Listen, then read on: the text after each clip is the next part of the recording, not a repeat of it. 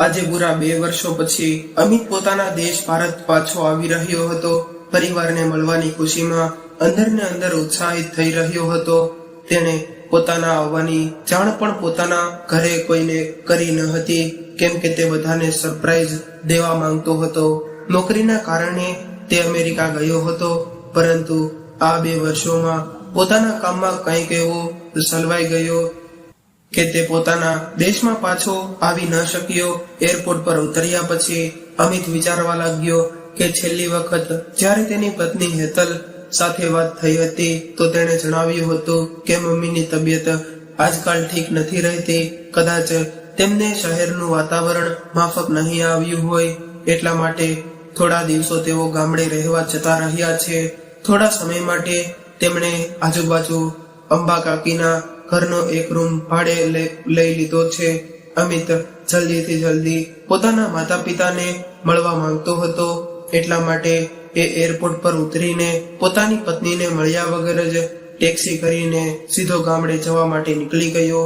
ગામડે પહોંચીને જેવો તે ટેક્સીની બહાર નીકળ્યો તો તે પોતાના ગામની માટીની ભીની ભીની સુગંધ તે પોતાની તરફ આકર્ષિત કરવા લાગી। તેનું નાનપણ તેની આંખોની સામે કોઈ ચલચિત્રની જેમ દેખાવા લાગ્યો।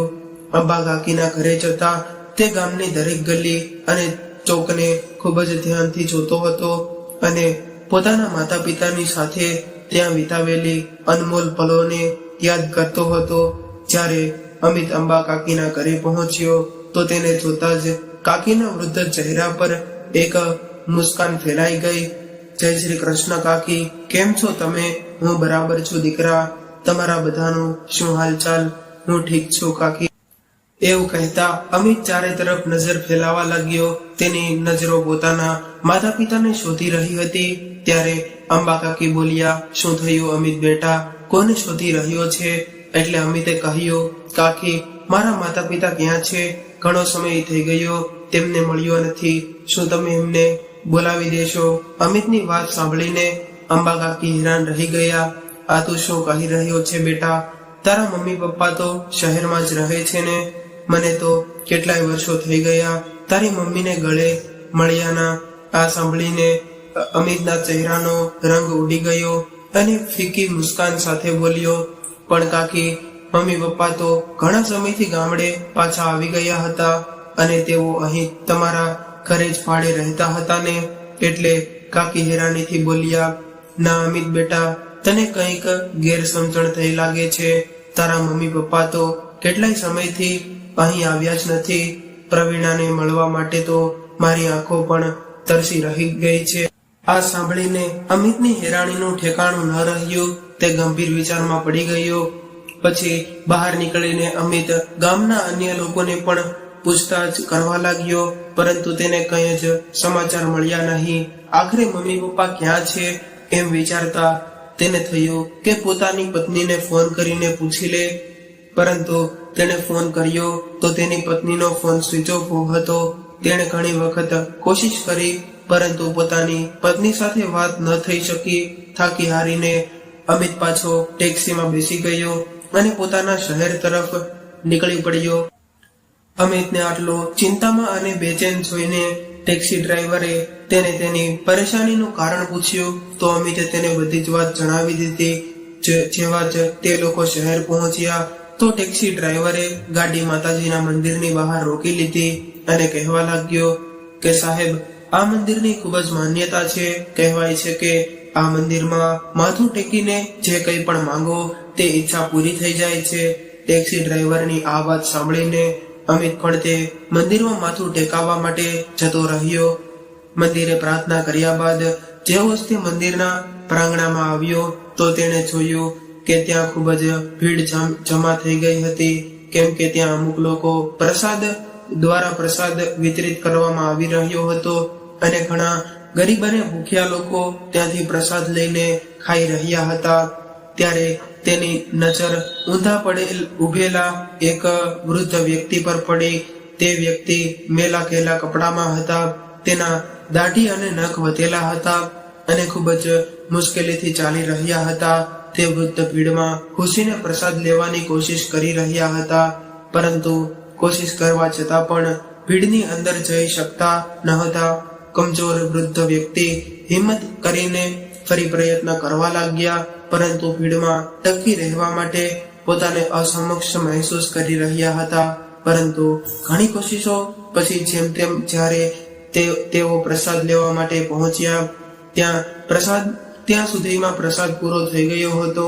તે વૃદ્ધ વ્યક્તિ નિરાશ થઈને ત્યાં જ બેસી ગયા. તેમની આંખોમાંથી આંસુ વહેવા લાગ્યા. અમિત પાછળ ઊભો આ બધું જોઈ રહ્યો હતો. તેને વૃદ્ધ વ્યક્તિ પર ખૂબ જ દયા આવી ગઈ. તે દોડીને તેમની પાસે આવ્યો અને તેમના ખભા પર હાથ રાખીને કહેવા લાગ્યો કે કાકા, તમે ચિંતા ન કરો, હું હમણાં તમારા માટે ખાવાનું લઈને આવું છું.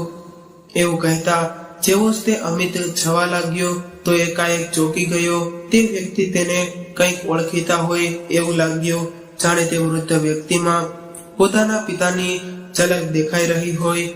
એકાએક તેના હૃદયના ધબકારા તેજ થઈ ગયા અને તે જતા જતા અચાનક ઉભો રહી ગયો. પાછળ વળીને અમિતે તે વૃદ્ધ વ્યક્તિને ધ્યાનથી જોયા તો તેને એવું મહેસૂસ થયું કે જાણે તેના પિતા હોય અને તેની આંખોની સામે અંધારું છવાઈ ગયું. તે જોઈને દંગ રહી ગયો કે મેલા ઘેલા કપડામાં તે વૃદ્ધ વ્યક્તિ બીજું કોઈ નહીં પણ તેના પિતા બકુલભાઈ હતા. જેમની આંખોમાં અંદર ઊંડી ઉતરી ગઈ હતી અને શરીર કંકાળ માત્ર રહી ગયું હતું. અમિતને પોતાની આંખો પર વિશ્વાસ નહોતો થઈ રહ્યો. થોડી ક્ષણો માટે તેના મોઢામાંથી કંઈક શબ્દ પણ ન નીકળી શક્યા. પછી રૂંધાયેલા ગળે તે બોલ્યો, પપ્પા, તમે અહીં આ હાલતમાં, તમારી આવી હાલત કઈ રીતે થઈ અને તમે ક્યાં જતા રહ્યા હતા? મેં તમને ક્યાં ક્યાં ન શોધ્યા? એવું કહેતા અમિત પોતાના પિતાના ગળે વળગી ગયો. ત્યારે બકુલભાઈ એક નજર તેની તરફ જોયું અને તૃણાએથી ઝટકતા કહ્યું, અમારી આ હાલતનો જવાબદાર ફક્ત તું છે. તો હવે શું લેવા આવ્યો છે? અહીં મારી પાસે પોતાના મા બાપ પર દયા આવી ગઈ કે પછી એ જોવા આવ્યો છે કે તારા મા બાપ જીવે છે પણ છે કે મરી ગયા છે? એટલે અમિત બોલ્યો કે ના પપ્પા, એવું ના કહો, મને તમારી આવી હાલત વિશે કંઈ પણ ખબર નથી. ત્યારે બકુલભાઈ આંખોમાં ગુસ્સા અને નફરતના ભાવ લઈને બોલ્યા, અચ્છા ચાલ, માની લીધું કે તને અમારી આ હાલત વિશે કંઈ પણ જાણકારી ન હતી, પરંતુ અમને અહીં આવે લગભગ 3 મહિના થઈ ગયા છે. પોતાની પત્નીને તો તું ઘરે રોજ ફોન કરતો જ હશે ને? શું તે અમારા વિશે પોતાની પત્નીને પૂછવું પણ જરૂરી સમજ્યું નહીં? બકુલભાઈ બોલ્યા. એટલે અમિત રડતા રડતા કહેવા લાગ્યો કે ના પપ્પા, તમે એવું વિચારી પણ કઈ રીતે શકો કે તમારો દીકરો પોતાના મા બાપના પ્રેમ અને ત્યાગને ભૂલી જશે? મેં હેતલને તમારા વિશે પૂછ્યું હતું તો તેણે મને જણાવ્યું કે મમ્મીની તબિયત ઠીક નથી રહેતી, એટલા માટે ગામડેથી ચોખ્ખી હવામાં રહેવાની મમ્મીની ખૂબ જ ઈચ્છા હતી. તો તે બંનેને મેં થોડા દિવસો માટે ગામડે મોકલી દીધા છે. મેં તેને પૂછ્યું પણ હતું કે મમ્મી પપ્પા ગામડે કઈ રીતે જઈ રહે છે, કેમ કે ગામડાનું આપણું મકાન તો વેચાઈ ગયું છે. તો હેતલે મને કહ્યું કે તમે લોકો અંબા કાકીના મકાનમાં ભાડે રહો છો. તેણે આ બધી વાતો મને એવી રીતે જણાવી કે મને પણ તેની વાત પર વિશ્વાસ કરી લીધો. પણ મને ખબર ન હતી કે મારી પીઠ પાછળ અહીં એવું પણ કંઈ થઈ શકે છે. મને માફ કરી દો પપ્પા. અમિતે પોતાના પિતાના પગ પકડીને કહ્યું અને પૂછવા લાગ્યો કે મમ્મી ક્યાં છે પપ્પા? ત્યારે બકુલભાઈ અમિતને લઈને પ્રવીણાબેન પાસે પહોંચ્યા, જે મંદિરની બહાર ફૂટપાથ પર એક જૂની ચાદર પાથરીને બેઠા હતા અને બકુલભાઈની રાહ જોઈ રહ્યા હતા. તેમને જોતા જ અમિતની આંખો માંથી આંસુ ભરાઈ ગયા અને રૂંધાયેલા સ્વરમાં બોલ્યો, મમ્મી. મમ્મી શબ્દ સાંભળીને પ્રવીણાબેનની આંખો અચાનક અમિત તરફ જોવા લાગી અને તેને જોતા જ ગુસ્સાથી બોલ્યા, તારી હિંમત પણ કઈ રીતે થઈ મને મમ્મી કહીને બોલાવવાની? તું મારો કોઈ નથી લાગતો અને એમ સમજી લેજે કે અમે પણ તારા માટે મરી ગયા. જતો રહે અહીંથી. એટલે અમિત રડતા રડતા પોતાની માના પગમાં પડી ગયો અને બોલ્યો, પોતાના આ નાલાયક દીકરાને બસ એક વખત માફ કરી દો મમ્મી. ભૂલ મારી જ છે કે મેં હેતલ ઉપર આંખો બંધ કરીને અને તેના પર વિશ્વાસ કરીને તમારા બંનેની જવાબદારી તેને સોંપીને હું વિદેશ જતો રહ્યો. પરંતુ મને ખબર ન હતી કે જ્યારે હું તમને લોકોને મળીશ તો તમને તમારી આવી હાલત જોઈને. પરંતુ મમ્મી, આજે હું કસમ ખાઉં છું કે તમારા બંનેની એક એક મુશ્કેલીઓનો હિસાબ હું લઈશ. મમ્મી, તમે પોતે જ વિચારો, શું તમારો અમિત તમારી સાથે ક્યારેય પણ આવું કરી શકે? તમારી આ હાલત જોઈને મારા મન ઉપર શું વીતી રહ્યું છે એ હું જ જાણું છું. એટલું કહેતા અમિત પોતાની મમ્મીને ગળે વળગીને રડવા લાગ્યો. અમિતે પોતાના મમ્મી પપ્પાને ટેક્સીમાં બેસાડ્યા અને તેમને એક સારી હોટલમાં લઈ ગયો. ત્યાં તેમને ભરપેટ ખાવાનું ખવડાવ્યું. ત્યાં જ તેમના રહેવાની વ્યવસ્થા પણ કરી. આટલી આલિશાન હોટલને જોઈને બકુલભાઈ અને પ્રવીણાબેન હેરાન રહી ગયા. ત્યારે અમિત બોલ્યો, મમ્મી પપ્પા, તમે અહીં આરામથી રહો, બધું બરાબર થઈ જશે. ત્યારે હું તમને ઘરે લઈ જઈશ, પરંતુ સૌથી પહેલા મને પૂરી વાત જણાવો, જેથી મને પણ ખબર પડે કે હેતલે મારાથી શું શું છુપાવ્યું છે. બેટા, શું કહું તને, તારા ગયા પછી 4-5 મહિના સુધી તો હેતલનો વ્યવહાર ખૂબ જ સારો હતો. અમે તો પોતાની જાતને ખૂબ જ ખુશનસીબ સમજી રહ્યા હતા અને હર પળ ભગવાનનો આભાર માનતા હતા કે અમને આવા દીકરા અને વહુ મળ્યા. પરંતુ અમને શું ખબર હતી કે વહુનો સારો વ્યવહાર ફક્ત અમને ભ્રમિત કરવા માટે જ છે. જ્યારે તેને ખબર પડી કે તું હજુ 1 વર્ષ માટે અમેરિકા રહેવાનો છે તો તેનું વર્તન એકદમ બદલાઈ ગયું. આખો દિવસ તે પોતાની માં સાથે ફોન પર વાતો કરતી રહેતી અને બધું ઘરકામ કરવાની જવાબદારી ફક્ત તારી મમ્મી ઉપર હતી. પછી બકુલભાઈ બોલ્યા, બેટા હેતલ અમારી સાથે રોજ ખરાબ રીતે વર્તન કરતી હતી અને જો તારી મમ્મી કંઈક કહેતી તો ઘરમાં તાંડવ મચાવી દેતી હતી. એક દિવસ સવારે જ્યારે અમે બંને ઉઠ્યા તો જોયું કે હેતલ ઘરેથી ગાયબ હતી અને અમે આખું ઘર શોધ્યું પરંતુ તે ક્યાંય નહીં મળી અને તેને ફોન લગાડ્યો પરંતુ તેણે ફોન પર ઉઠાવ્યો નહીં. કંઈક અનહોની ના ડરથી અમારું હૃદય અંદર સુધી થરથરી ગયું હતું. બપોરના સમયે જ્યારે તે ઘરે પાછી આવી ત્યારે અમારા જીવમાં જીવ આવ્યો, પરંતુ અમે જોયું કે તેના હાથમાં એક મોટું બેગ હતું. અમે ખૂબ જ હેરાન રહી ગયા. એ પહેલા કે અમે તેને કંઈક પૂછતા તે બોલી કે મમ્મી પપ્પા, તમે લોકો આજને આજ જ અને હમણાં ને હમણાં પોતાનો સામાન પોતાના રૂમમાંથી નીકાળી લ્યો અને સ્ટોર રૂમમાં રાખી દો. આજથી તમે હોલમાં સુઈ જાજો, કેમ કે આજથી મારી મમ્મી આ ઘરમાં રહેશે. હેતલની આ વાત સાંભળીને મને અને તારી મમ્મીને ખૂબ જ હેરાની થઈ. એટલે મેં કહ્યું કે આ તું શું કહી રહી છે હેતલ, અમે લોકો હોલમાં કઈ રીતે સુઈ શકીએ? તારી મમ્મી તો થોડા દિવસો માટે જ આવતી હશે ને? તો એક કામ કર કે તારી મમ્મી અને પ્રવીણા અંદર રૂમમાં પલંગ પર સુઈ જશે અને હું અહીં હોલમાં સુઈ જઈશ. મેં એટલું કહ્યું એટલે હેતલ બોલી, મેં ક્યારે કહ્યું કે મારી મમ્મી અહીં થોડા દિવસો માટે જ આવવાની છે? આ એનું ઘર છે અને તે હવે અહીં હંમેશા માટે રહેશે અને તમને લોકોને મેં જેવું કહ્યું તેમ બસ એટલું જ કરો. હેતલે ગુસ્સામાં કહ્યું. એટલે હું પણ સહેજ કડક અવાજમાં બોલ્યો, હેતલ, મને ખબર છે કે પ્રવીણાની તબિયત ઠીક નથી રહેતી. તેની કમરમાં ખૂબ જ દુખાવો રહે છે. તે જમીન પર નહીં સૂઈ શકે. ત્યારે હેતલ ગુસ્સામાં ભડકીને બોલી કે બધું હું નથી જાણતી, જલ્દીથી રૂમ ખાલી કરી દો, નહીંતર આ ઘરના દરવાજા ખુલ્લા છે. તમે લોકો પોતાની વ્યવસ્થા પોતે કરી લેજો. હેતલની વાત સાંભળીને તારી મમ્મીને ખૂબ જ ખરાબ લાગ્યું. એટલે તેણે ગુસ્સામાં મને કહ્યું કે તમે જરા અમિતને ફોન લગાડો, મારે તેની સાથે વાત કરવી છે. અને અમિત બેટા, આ વાત થઈ ત્યાર પછી અમે તને કેટલી વખત ફોન લગાડ્યો હતો, પરંતુ તે એક વખત પણ અમારો ફોન ઉપાડવો જરૂરી ન સમજ્યો. આ વાત સાંભળીને અમિત હેરાન રહી ગયો અને બોલ્યો, પણ મમ્મી પપ્પા, મારી પાસે તો તમારો કોઈ ફોન જ નથી. અરે હા, યાદ આવ્યું, મારો ફોન નંબર બદલી ગયો છે. અને એ બાબતમાં મેં હેતલને પણ જાણ કરી હતી અને તેને કહ્યું હતું કે તમને નવો નંબર આપી દે. એટલે બકુલભાઈ બોલ્યા, પરંતુ બેટા, અમને તો હેતલે આ વિશે કંઈ પણ જણાવ્યું નથી. અમે તો અત્યાર સુધી એમ જ વિચારી રહ્યા હતા કે તું પણ બદલી ગયો છે, તે પણ અમારાથી મોઢું ફેરવી લીધું. પછી પ્રવીણાબેન બોલ્યા, બેટા, મેં એક વખત હેતલને કહ્યું પણ હતું કે મારી એક વખત અમિત સાથે વાત કરાવી દે. તો હેતલે કહ્યું કે મારા પતિએ તમારો ઠેકો નથી લઈ રાખ્યો કે દરેક વખતે વાત પર તમે લોકો અમિતને ફોન લગાડવાની વાત કરો છો.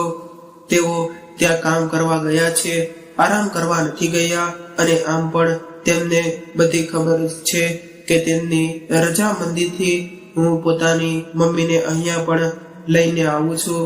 હા પપ્પા, મને હેતલે કહ્યું હતું કે તે પોતાની મમ્મીને આપણા ઘરે લઈને આવી રહી છે, કેમ કે તેના ભાઈ અને ભાભી તેના મમ્મીનું સારી રીતે ધ્યાન નથી રાખતા અને તેમની સાથે ઝઘડા કરે છે. પરંતુ પપ્પા, જો મને ખબર હોત કે હેતલ અને તમને બંનેને તમારા રૂમમાંથી કાઢી રહી છે, તો હું ક્યારેય પણ તમારી સાથે એવું ન થવા દેત. આ સાંભળી બકુલભાઈની આંખોમાં પણ આંસુ આવી ગયા અને કહેવા લાગ્યા કે બેટા, વહુએ અમારી એવી હાલત કરી નાખી હતી કે અમારી પાસે બીજો કોઈ રસ્તો જ ન બચ્યો. અમે વિચારી લીધું હતું કે જો 2 રોટલી ખાવી છે તો વહુની વાતો ચૂપચાપ સાંભળવી પડશે. બેટા, એક દિવસ તારી મમ્મીને તાવ ચડ્યો હતો અને હું તેની સેવામાં લાગેલો હતો. આમ તો આખા ઘરનું કામ તારી મમ્મી જ કરતી હતી. એ દિવસે હેતલ આવીને કહ્યું કે મારા મામા ઘરે આવી રહ્યા છે, એટલા માટે મમ્મી આજે સારું એવું જમવાનું બનાવશે. એટલે મેં કહ્યું કે કેવી નિર્દય છો તું, કે શું તને દેખાતું નથી કે તારા સાસુ બીમાર છે? તારે તો તેમની સેવા કરવી જોઈએ. ઉલટાનું તું એને કામ બતાવી રહી છો, એટલે હેતલની સેવા કરવી જોઈએ. ઉલટાનું તો તેને કામ બતાવી રહી છો. એટલે હેતલના મમ્મી મને કહેવા લાગ્યા કે તમે જઈને આમના માટે દવા લઈ આવો. દવા ખાઈ લેશે તો રાહત પણ મળી જશે અને કામમાં પણ મન લાગશે. અને આમ પણ તબિયત ઠીક હોય કે ના હોય, ઘરના કામ તો કરવા જ પડે છે. એટલે બેટા, મને વેવાણની આ વાત સાંભળીને ખૂબ જ હેરાની થઈ અને મેં ગુસ્સામાં કહી દીધું કે તમે પણ એક સ્ત્રી છો અને તમારે તમારી પત્નીનું દર્દ સમજવું જોઈએ. આજે મારી પત્ની ઘરનું કોઈ કામ નહીં કરે. પછી પ્રવીણાબેન બોલ્યા, બેટા, એ દિવસ પછી હેતલ અને તેની મમ્મી બંને મળીને રોજ અમને વાતો સંભળાવતા. હેતલે તો અમને જમવાનું આપવાનું પણ બંધ કરી દીધું હતું. જેમ તેમ કરીને હું અથવા તો તારા પપ્પા રસોડામાં જઈને પોતાના માટે ખાવાનું બનાવીને લઈ આવતા અને ખાઈ લેતા. એમાં પણ હેતલ રાડો પાડતી. એક દિવસ હેતલે ઘરે કીટી પાર્ટી રાખી હતી. તેની ઘણી બધી બહેનપણીઓ આવી હતી. તે દિવસે હેતલે અમને કહ્યું કે રસોડામાં 15 લોકોનું જમવાનું બનાવવાનું છે, એટલે તારા પપ્પાને થોડા રૂપિયા દઈને બજારમાંથી સામાન લઈ આવવા માટે મોકલી દીધા અને મને ખાવાનું બનાવવાના કામ પર લગાડી દીધી. અહીં સુધી તો જ્યારે જમવાનું તૈયાર થઈ ગયું તો બધાને પીરસવા માટે પણ અમને બંનેને જ કહ્યું. વેવાણ અને વહુ મહેમાનોની સાથે પત્તા રમવામાં વ્યસ્ત થઈ ગયા. બધા લોકો હસી મજાક કરી રહ્યા હતા. બીમાર હોવાને કારણે મારાથી આટલું બધું કામ નહોતું થઈ રહ્યું. આ બધું જોઈને તારા પપ્પાને ખૂબ જ ગુસ્સો આવી ગયો અને તેમણે બધું જ ખાવાનું હાથ મારીને જમીન પર ઢોળી નાખ્યું. આ બધું જોઈને હેતલનો પારો 7મા આકાશ પર પહોંચી ગયો. તે રાડ પાડીને બોલી, તમારી બંનેની આટલી હિંમત કે મારી બહેનપણીઓની સામે મારું અપમાન કરો. હેતલની મમ્મી પણ તેને ભડકતા કહેવા લાગી, હેતલ બેટા, તે જ આ બંનેને દયા રાખાઈને આ ઘરમાં બેસાડીને રાખ્યા છે. હાથ કાઢી શું કામ નથી મૂકતી આ બંનેને? હા મમ્મી, તું બરાબર કહી રહી છે. આ બંનેને ઘરમાં રાખીને હું તેમના પર મહેરબાની કરી રહી છું અને આ લોકો મારી મહેરબાનીનો બદલો આવી રીતે આપી રહ્યા છે. જલ્દીથી પોતાનો સામાન ઉપાડો અને ચાલતા થઈ જાઓ અહીંથી. અમિતને આ બધું કહેતા કહેતા પ્રવીણાબેન ધ્રુસરે રડવા લાગ્યા અને કહેવા લાગ્યા, બેટા તું નથી જાણતો, હેતલે ધોમ ધકતા તડકામાં ભર બપોરે અમને ઘરેથી બહાર કાઢી મૂક્યા. અમે ક્યાં જવાના હતા? ગામડાનું મકાન પણ હવે આપણું રહ્યું ન હતું. અમે બંને રસ્તા પર આવી ગયા હતા. મારી હાલત તો પહેલેથી જ ખરાબ હતી. અપમાનના હુરડા પીને તારા પપ્પા પણ બીમાર રહેવા લાગ્યા. થોડી વારમાં તેમને શ્વાસ ચડવા લાગતો હતો અને ક્યાં જાત કઈ રીતે ખાત, એટલા માટે અમે આ મંદિરની બહાર આવીને બેસી ગયા. પરંતુ તું અમારા સુધી કઈ રીતે પહોંચ્યો બેટા? પ્રવીણાબેને પૂછ્યું. એટલે અમિતે કહ્યું, મમ્મી તમને લોકોને ઘરેથી કાઢ્યા પછી હેતલે મને કહ્યું કે તમે લોકો તો અંબા કાકીના પાસે ગામડે જતા રહ્યા છો. અને જ્યારે મેં થોડા દિવસો પછી તેને પૂછ્યું કે મમ્મી પપ્પાનો ફોન કેમ નથી લાગી રહ્યો, તો તેણે કહ્યું કે તમારો ફોન પર ઘર પર જ રહી ગયો છે અને તમે લોકો ગામવાળાઓ સાથે તીર્થયાત્રા પર ગયા છો, એના લીધે તમારા બંને સાથે વાત નથી થઈ શકતી. મને થોડીક શંકા પણ થઈ, કેમ કે જો તમે લોકો તીર્થયાત્રા પર જાઓ તો મને એકવાર તો આ વાત જરૂર જણાવો. આવી રીતે કંઈ પણ જાણ કર્યા વગર ન જાઓ.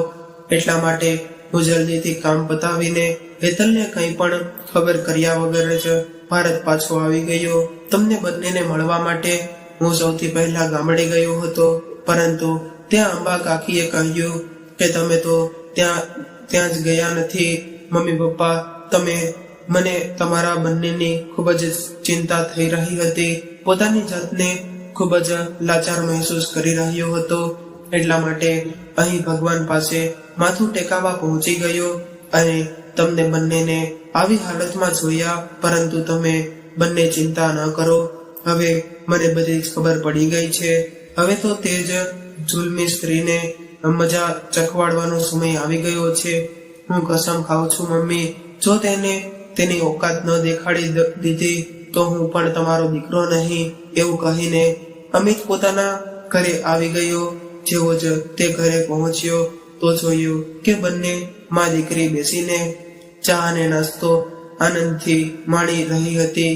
તે જ સમયે હેતલની મમ્મી બોલી કે બેટા, તે પોતાના સાસુ સસરાને અહીંથી તો કાઢી મૂક્યા, પરંતુ એક વખત જોવું તો હતું ને કે તે લોકો ક્યાં ગયા અને શું કરી રહ્યા છે. ક્યાંક તે બંનેએ અમિત કુમારને બધી ખબર કરી દીધી તો આપણું શું થશે? અરે મમ્મી, તું પણ શું વાતની ચિંતા કરી રહી છે? તે બંને પાસે પોતાના દીકરાનો ફોન નંબર છે જ નહીં, તો તે ફોન કઈ રીતે કરશે? તું નિશ્ચિત રહે.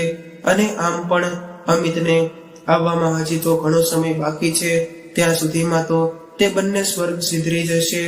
આવી હાલતમાં ભલા કેટલા દિવસો જીવતા રહેશે? હેતલે હસતા કહ્યું. એટલે તેમની મમ્મી બોલી, પરંતુ બેટા, જો જમાઈ પૂછશે તો તું શું કહીશ? એટલે હેતલે કહ્યું, મમ્મી, જ્યાં સુધી તમારા જમાઈ ભારત પાછા આવશે ત્યાં સુધી કંઈક વિચારી લેશો. ત્યારે તો જિંદગીની મજા માણો. આવી વાતો કરતા તે બંને જોરથી હસવા લાગ્યા. ત્યારે જ અમિત અંદર આવી ગયો. તેને જોતા જ હેતલના ચહેરાનો રંગ ઉડી ગયો અને તે ગભરાઈને ઊભી થઈ ગઈ. હવે શું થયું બેટા? એવું કહેતા હેતલની મમ્મીએ દરવાજા તરફ જોયું તો તેના પગ નીચેથી જમીન સરકી ગઈ. તે બંને મનમાં ને મનમાં વિચારી રહ્યા હતા કે ક્યાંક અમિતે તેમની બધી વાતો સાંભળી ન લીધી હોય. તે સમયે અમિત હસીને બોલ્યો, જોયું, હેરાન રહી ગયા ને મને જોઈને? હું તને સરપ્રાઈઝ દેવા માંગતો હતો, એટલા માટે જાણ કર્યા વગર જ આવી ગયો. અમિતની આ વાત સાંભળીને હેતલ અને તેની મમ્મીના જીવમાં જીવ આવ્યો. હવે એમને વિશ્વાસ થઈ રહ્યો હતો કે અમિતે તેમની વાતો સાંભળી નથી. થોડી વાર આરામ કર્યા પછી અમિત હેતલ પાસે આવ્યો અને બોલ્યો, હેતલ, એક ખુશખબરી છે. હવે હું તને પણ મારી સાથે વિદેશ લઈ જઈશ. મેં તારા વિઝા પણ બનાવડાવી લીધા છે.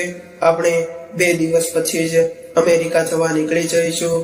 મમ્મી અને પપ્પા જો જાત્રામાં પણ ગયા છે તો તેમનું આવવું અત્યારે શક્ય નહીં થઈ શકે, અને જ્યારે તેઓ આવશે તો હું તેમની સાથે વાત કરીને તેમને અહીં જ રહેવા માટેની વ્યવસ્થા કરાવડાવી દઈશ. હવે તું જલ્દીથી પોતાનું પેકિંગ કરવાનું શરૂ કરી દે. આ વાત સાંભળીને હેતલ ખૂબ જ ખુશ થઈ ગઈ. ખુશીને કારણે તેમના પગ જમીન પર નહોતા પડી રહ્યા.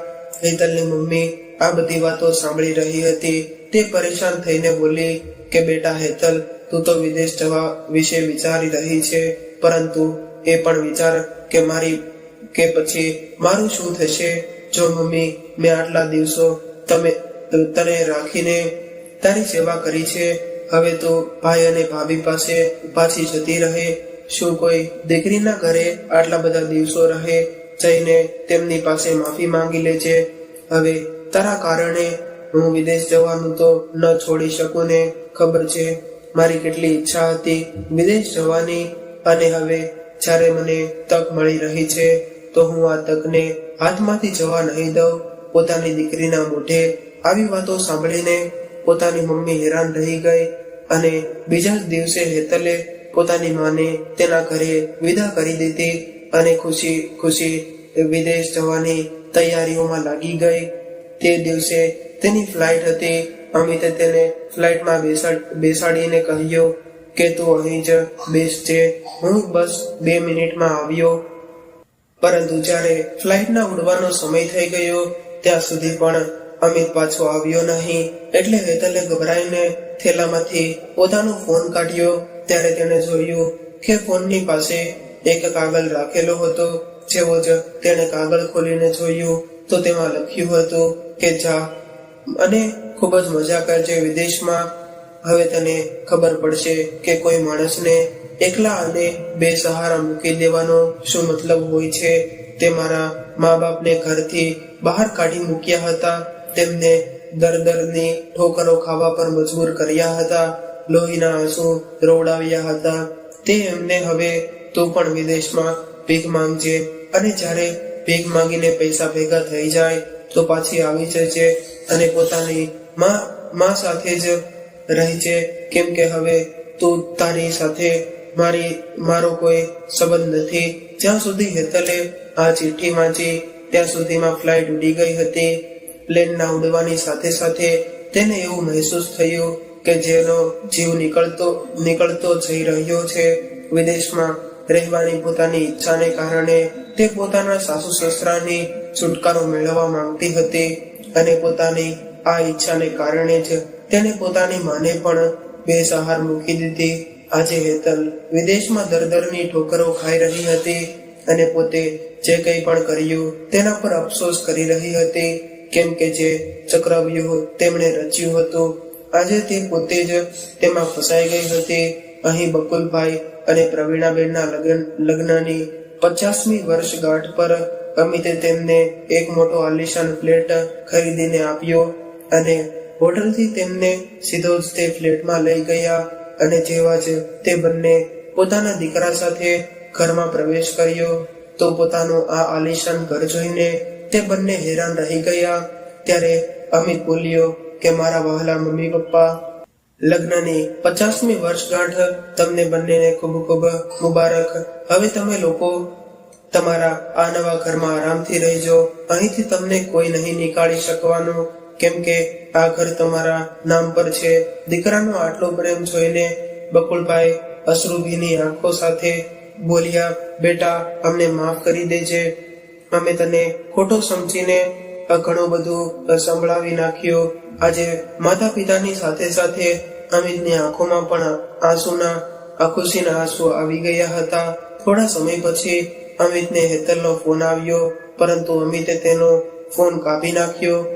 તેણે ઘણી વખત ફોન લગાડ્યો, પરંતુ અમિતે ફોન ઉઠાવ્યો નહીં. ત્યારે બકુલભાઈના પૂછવા પર અમિતે તેમને બધી જ વાત જણાવી કે કઈ રીતે તેણે હેતલને તેના ખરાબ કર્મોની સજા આપી. આટલું સાંભળતા જ બકુલભાઈ અને પ્રવીણાબેન હેરાન રહી ગયા. થોડી વારમાં હેતલનો ફરીવાર ફોન આવ્યો તો બકુલભાઈએ ફોન ઉઠાવ્યો. સામેથી હેતલનો રડવાનો અવાજ આવ્યો અને પછી આજીજી કરતા બોલી, પપ્પા મને માફ કરી દો. મેં તમારા બંને સાથે ખૂબ જ ખરાબ કર્યું છે, જેને કારણે અમિતે મને એકલી મૂકી દીધી છે. તેમણે મારી સાથે બધા જ સંબંધ ખતમ કરી નાખ્યા છે. તમે જ તેમને કંઈક સમજાવો ને, હું અહીં ખૂબ જ તકલીફમાં છું. પપ્પા, મને સબક મળી ગયો છે. હું કસમ ખાઉં છું કે આજ પછી તમને બંનેને કોઈ પણ તકલીફ નહીં થવા દઉં. હેતલનું આટલું કહેવા પર બકુલભાઈ અને પ્રવીણાબેનનું મન પીગળી ગયું. તેમણે દીકરાને કહીને હેતલને આવવાની વ્યવસ્થા ઘરે પહોંચી ગઈ અને તેમણે પોતાના સાસુ સસરાના પગમાં પડીને તેમની પાસે માફી માંગી અને તેમની ખૂબ જ સેવા કરવા લાગી. આજે એક દીકરાને દુનિયાવાળાઓની સામે એક સરસ ઉદાહરણ આપ્યું હતું. પરંતુ અહીં હેતલની માં જ્યારે પોતાના ઘરે પહોંચી તો જોયું કે તેનો બધો સામાન સ્ટોર રૂમમાં શિફ્ટ કરાવી દીધો હતો. તેમના પોતાના રૂમમાં તેમના માટે કોઈ પણ જગ્યા નહીં, કેમ કે તે રૂમમાં તેમની વહુના પિતા આરામ કરી રહ્યા હતા અને ટીવી પર ગીત વાગી રહ્યું હતું. જેવું કરશો તેવું ભરશો, બાવળિયા વાવ્યા તો આંબા ક્યાંથી પામશો. તો મિત્રો, આજની આ વાર્તા તમને કેવી લાગી અને તમે કયા શહેરમાંથી સાંભળી રહ્યા છો તે કોમેન્ટ કરીને જરૂરથી જણાવજો. અને જો આ વાર્તા ગમી હોય તો લાઈક કરીને વધુમાં વધુ શેર પણ કરજો અને આવી જ અવનવી વાર્તા સાંભળવા માટે ચેનલને જરૂરથી સબસ્ક્રાઇબ કરજો.